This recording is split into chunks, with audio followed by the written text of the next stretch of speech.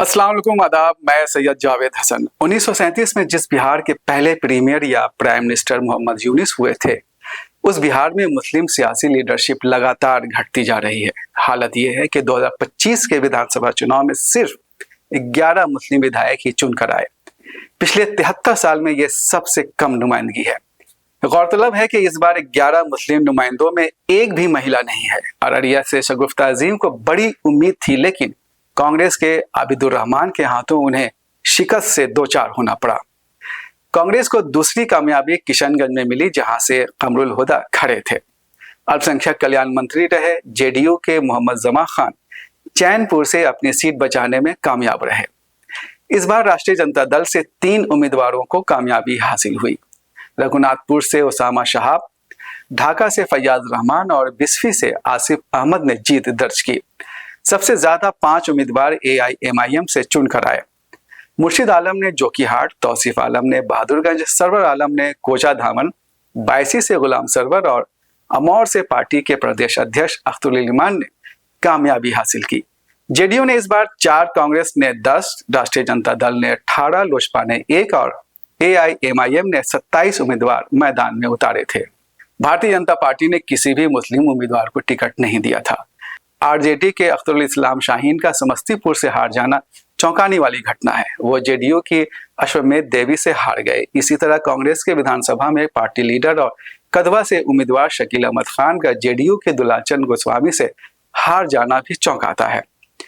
बिहार में घटती मुस्लिम सियासी नुमाइंदगी और सीमांचल में AIMIM की वापसी को कुछ अखबारों ने स्पेशल रिपोर्ट और संपादकीय का मौजू बनाया है।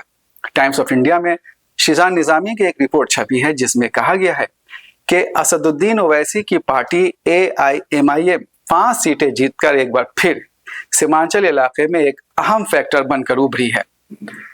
रिपोर्ट में कहा गया है कि AIMIM ने कई सीटों पर जीत दर्ज करने वाले उम्मीदवारों को कड़ी टक्कर दी। बलरामपुर में आदिल हसन लोजपा रामविलास की संगीता देवी से सिर्फ 389 वोटों से हारे, जबकि सिटिंग MLA और CPI-ML के उम्मीदवार महबूब आलम तीसरे नंबर पर है।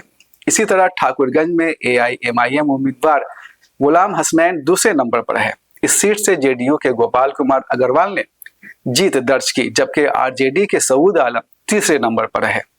उर्दू दैनिक इनकलाब की जावेद अख्तर की रिपोर्ट में कहा गया है कि AIMIM ने बेरोजगारी, पलायन और अकलियतों के अधिकार जैसे मुद्दों पर खुद को केंद्रित किया था। इसकी वजह से वोटर उसकी ओर आकर्षित हुए। दैनिक भास्कर की एक रिपोर्ट में कहा गया है कि आजादी के बाद बिहार में 18 बार विधानसभा चुनाव हो चुके हैं। इस बार यानी 2025 के चुनाव में सबसे कम यानी सिर्फ 11 मुस्लिम विधायक विजयी हुए हैं, जबकि बिहार में मुस्लिम आबादी 17.6% है। 1985 में सबसे ज्यादा 34 मुस्लिम विधायक जीतकर विधानसभा पहुंचे थे। 2020 में 19 मुस्लिम विधायक चुने गए थे। बिहार में 1952 से 2025 तक 73 साल में मुस्लिम विधायकों की कुल संख्या 401 रही। अब्दुल गफूर की शक्ल में सिर्फ एक ही मुस्लिम CM बने, लेकिन उन्हें भी 5 साल तक नहीं रहने दिया गया। अब तक एक भी मुस्लिम डिप्टी CM नहीं बना। गुलाम सरवर विधानसभा अध्यक्ष और जाबिर हुसैन विधान परिषद के सभापति रहे। हाल के वर्षों में 1 या 2 मुस्लिम विधायकों को मंत्री बनाया जाता रहा है। इसमें एक अल्पसंख्यक कल्याण विभाग के मंत्री रहते हैं। 2025 से पहले डॉक्टर शकील अहमद खान, डॉक्टर ईसा अहमद, शमाइल नबी, मोहम्मद तस्लीमुद्दीन, मुनाजिर हसन को बड़ा विभाग दिया गया था। 2015 में अब्दुल बारी सिद्दीकी को वित्त मंत्री बनाया गया था। अखबार के मुताबिक माना जा रहा है कि मुस्लिम बहुल विधानसभा क्षेत्रों में AIMIM की जीत का कारण असदुद्दीन ओवैसी की सक्रियता और अपने उम्मीदवारों को मजबूत आधार देना है। प्रभात खबर की हेडलाइन है, राजद के MY समीकरण में AIMIM ने लगाई सेंध। रिपोर्ट में कहा गया है कि राजद का मुस्लिम सीट जीतने का स्ट्राइक रेट घटकर 22% तक सिमट गया है। तुलनात्मक रूप से देखें तो राजद के मुस्लिम विधायकों की संख्या लगातार घटती जा रही है। सीमांचल में राजद को जबरदस्त झटका लगा है। हिंदुस्तान टाइम्स ने AIMIM की जीत को डिकोड करते हुए लिखा है कि हालात अब बदलते नजर आ रहे हैं। पहले 2020 में और अब 2025 में AIMIM ने 5-5 सीटें जीती हैं, वो भी आरजेडी के उम्मीदवारों को हराकर। 2020 में इस पार्टी के 5 में से 4 उम्मीदवार चुनाव के बाद आरजेडी में शामिल हो गए थे।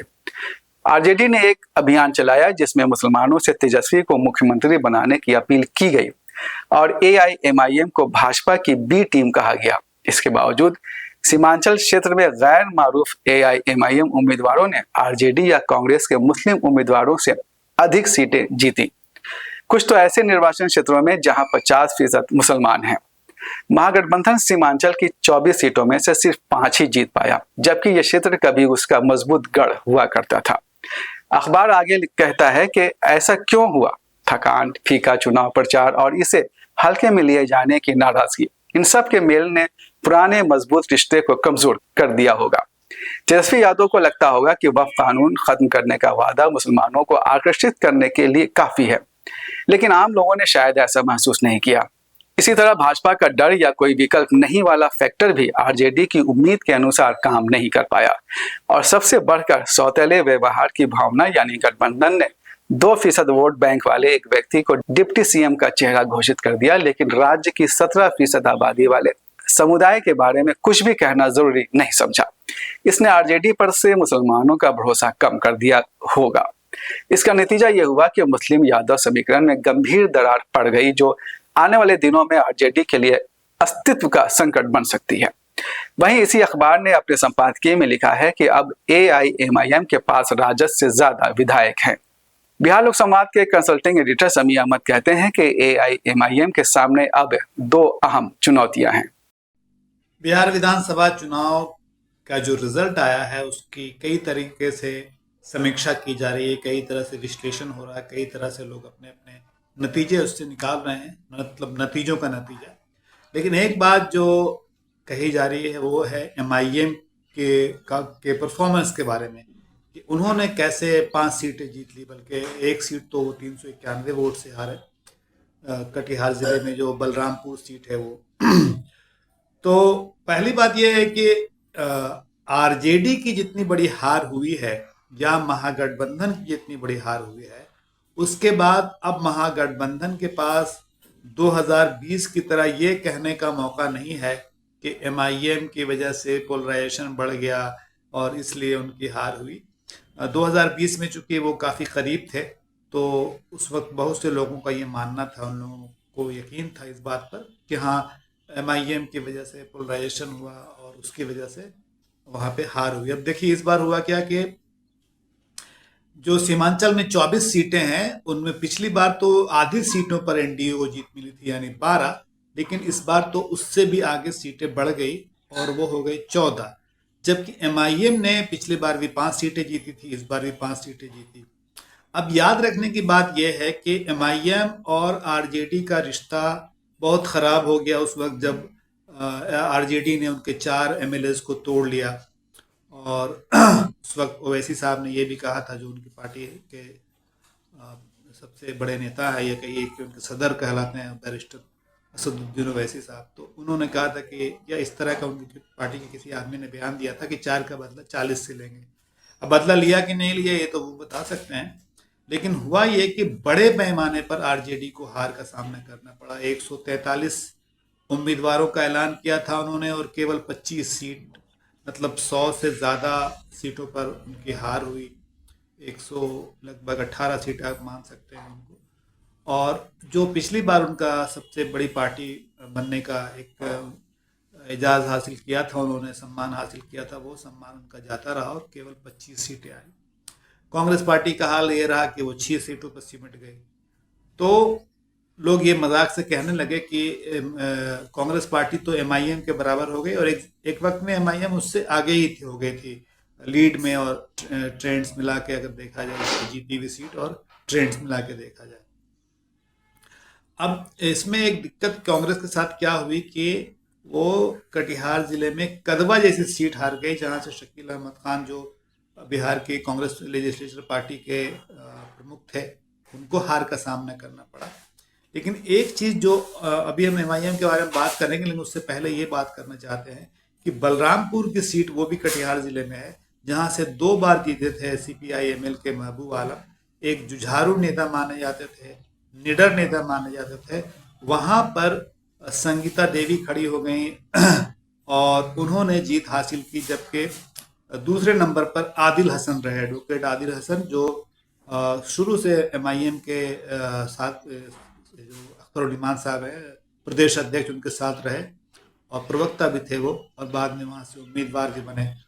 और एक वक्त तो उनको 200 कुछ वोट से उनके लोगों ने कहा कि वो जीत गए, लेकिन रिकाउंटिंग हुई और रिकाउंटिंग में आदिल हसन को हार का सामना करना पड़ा। अब ये सोचने की बात है एमआईएम के लिए भी और जो सेकुलर पार्टी है उनके लिए भी, कि एक बिल्कुल जीती हुई सीट वहाँ से महागठबंधन या जो एनडीए के मुखालिफ पार्टियां हैं वो जीत सकती थी, वो सीट उन्होंने वहाँ से हार लिया। तो अब मसला ये है कि एमआईएम ने तो अपनी सीट बरकरार रखी। उन्होंने बहुत कोशिश की, जैसे मैंने कहा कि उनके झगड़े आरजेडी के साथ हुए, लेकिन उसके बावजूद उन्होंने कोशिश की, उन्होंने ऐलान किया, पब्लिकली उन्होंने कहा, उनकी पार्टी की तरफ से कहा गया कि वो चाहते हैं कि महागठबंधन में शामिल हो जाए। तो महागठबंधन को दिक्कत रही होगी उनकी अपनी नीतियों की वजह से, दोनों की जो पॉलिटिक्स है वो अलग अलग है। अगर आप देखिए तो जिस तरह असदुद्दीन ओवैसी ने 15 सीटों पर खड़ा किया 24 में से सीमांचल की, और जो उनके उम्मीदवार जीते भी वो सब के सब मुसलमान हैं। तो बहुत से लोगों का ये ख्याल है कि आप केवल मुसलमान की पॉलिटिक्स करके बहुत आगे नहीं बढ़ सकते, और सबसे बड़ी उससे बड़ी बात कि आप फासिस्ट कुव्वतों को नहीं हरा सकते हैं। ठीक है, एक हद तक आप अपनी सीट जीत सकते हैं, लेकिन उससे आगे नहीं। हाँ, तो बात हम ये कह रहे थे झगड़े की बात। तो आरजेडी से जो झगड़ा हुआ उसमें मामला जब उन्होंने शामिल नहीं किया, तो आरजेडी नेता तेजस्वी यादव का एक बयान आया जिसमें एक छोटे से जुमले में उन्होंने सिर्फ उनके बारे में, असदुद्दीन ओवैसी के बारे में कहा कि वो एक्सट्रीमिस्ट हैं। अब ये लफ्ज़ ऐसा था जो बहुत से लोगों को लगा कि शायद ये सही नहीं है। जिस तरह कांग्रेस पार्टी ने कभी असदुद्दीन ओवैसी के लिए इस तरह का लफ्ज़ इस्तेमाल नहीं किया। वो ये कह सकते थे कि हमारी जो पॉलिटिक्स है वो इंक्लूसिव है, उनकी पार्टी उनकी जो पॉलिसी है वो एक्सक्लूसिव है या इंक्लूसिव नहीं है, या वो सिर्फ मुसलमानों के इत्तेहाद की बात करते हैं, और भी बातें कह सकते थे। लेकिन खैर, अब उन्होंने ये बात कही, उसके बाद अब ये रिजल्ट आया है। तो रिजल्ट से तो यही लगता है कि तेजस्वी यादव की जो वो नीति थी कि हम एमआईएम को तोड़ लेंगे उस वक्त, और बाद में भी उस पर फतह पा लेंगे, वो उनकी पॉलिसी कामयाब नहीं हुई। और जो सीमांचल के लोग हैं उन्होंने भी इस बात को स्वीकार नहीं किया, कबूल नहीं किया, जिस तरह से आरजेडी ने उनकी पार्टी को तोड़ा था। अब आगे की रणनीति क्या होगी एमआईएम की, देखने वाली बात है, क्योंकि अब तो कांग्रेस के लगभग बराबर है, महबूब आलम जैसे लीडर वहाँ पे होंगे नहीं, तो विधानसभा में एक बेहतर रोल अदा करना होगा एमआईएम को, और ये भी देखना होगा कि इस बार जो लोग जीत के आए हैं वो पिछली बार की तरह कहीं फिर किसी और पार्टी में तो नहीं चले जाएंगे, क्योंकि मौका, छोटी पार्टियों को तोड़ना आसान रहता है, मतलब जिनके कम एमएलएज रहते हैं, जाहिर है सब जानते हैं ये बात कि उनको तोड़ना आसान होता है। तो एमआईएम के लिए दोहरा चैलेंज है, एक तो कि अपनी पार्टी को बरकरार रखना, बनाए रखना, और दूसरी बात की एक मस्बत जो किरदार, एक जो सकारात्मक किरदार हो सकता है विधानसभा में, उसको अदा करना। एआईएमआईएम पर कई बड़ी जिम्मेदारियां भी हैं। एक तरफ जहां उसे सीमांचल की समस्याओं को दूर करके दिखाना है, वहीं दूसरी तरफ पार्टी का विस्तार भी करना है। बहुसंख्यक वर्ग की विभिन्न जातियों को शामिल किए बिना वो बिहार में बड़ा जनाधार खड़ा नहीं कर सकती। भाजपा की बात अगर छोड़ भी दें तो सेकुलर मानी जाने वाली पार्टियों राजद, कांग्रेस और जेडीयू के वोट बैंक को अपने पक्ष में करना उसके लिए सबसे बड़ी चुनौती है। सीमांचल ने एआईएमआईएम को एक मौका दिया है कि आने वाले 5 वर्षों में वो खुद को बिहार की और देश की सर्वमान्य पार्टी बनकर दिखाए। आइए देखते हैं पार्टी सदर असदुद्दीन ओवैसी अपने अज़ाइम के बारे में क्या कहते हैं। ये सियासत है, मैं अपनी पार्टी को लेके आगे बढ़ना चाहता हूँ। हमारी पार्टी की तरफ से ये कोशिश होगी कि बिहार और सीमांचल में विकास हो, सीमांचल में भी बहार आए, सीमांचल में भी बच्चों की मौत ना हो, सीमांचल के महिलाओं के लिए, वहाँ के बच्चों के लिए स्कूल, अस्पताल, पुल, ब्रिज बने, इंडस्ट्रीज़ आए वहाँ पर। मैं पहले से कह रहा था कि आरजेडी बीजेपी को नहीं रोक पाएगी। आप मेरे स्पीचेस उठाकर देख लीजिए, मैंने ये बात कही थी। मैं बार बार आज भी बिहार के उन लोगों से अपील कर रहा हूँ जो इस गलतफहमी का शिकार हैं MY कॉम्बिनेशन के ऊपर, क्या बोल सकते हैं इस कास्ट ने हमको वोट नहीं दिया? आप नहीं बोलते, मगर आप ये समझते कि मुसलमान आपका एक कैप्टिव है, बंधुआ मजदूर है।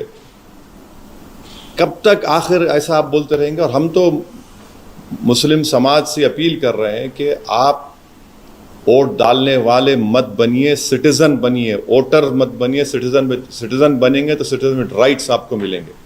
अगर आप वोट डालने वाले बनेंगे तो फिर इलेक्शन के बाद आपको सिर्फ ना सिर्फ भुलाया जाएगा, बल्कि आप पर जो आफतें आती हैं उस पर उफ भी नहीं बोलते। ये हम कंसिस्टेंटली बोल रहे हैं। उम्मीद करते हैं कि इस नतीजे से पूरे देश में एक पैगाम जाएगा, ख़ास तौर से अल्पसंख्यक समाज के माइनॉरिटीज़ को, मुसलमानों को, और जो सेकुलर जहन रखने वाले लोग हैं। हम उम्मीद करते हैं कि वो देखें कि क्या क्या रीजंस हैं। पहला इलेक्शन हम आ रहे थे, हम बोले सीमांचल नहीं छोड़ेंगे। दूसरा जीते, हम 5 जीते, आप हमारे MLAs को तोड़े, हम जीते, हम तोड़े, हमने कहा नहीं छोड़ेंगे सीमांचल को। आज फिर हम कह रहे हैं, अल्लाह ने हमको कामयाबी दी, हम सीमांचल नहीं छोड़ेंगे। हम जहाँ पे जाते छोड़ते नहीं, वो मेहनत करते। अगले वीडियो के लिए दीजिए इजाजत। अल्लाह हाफिज।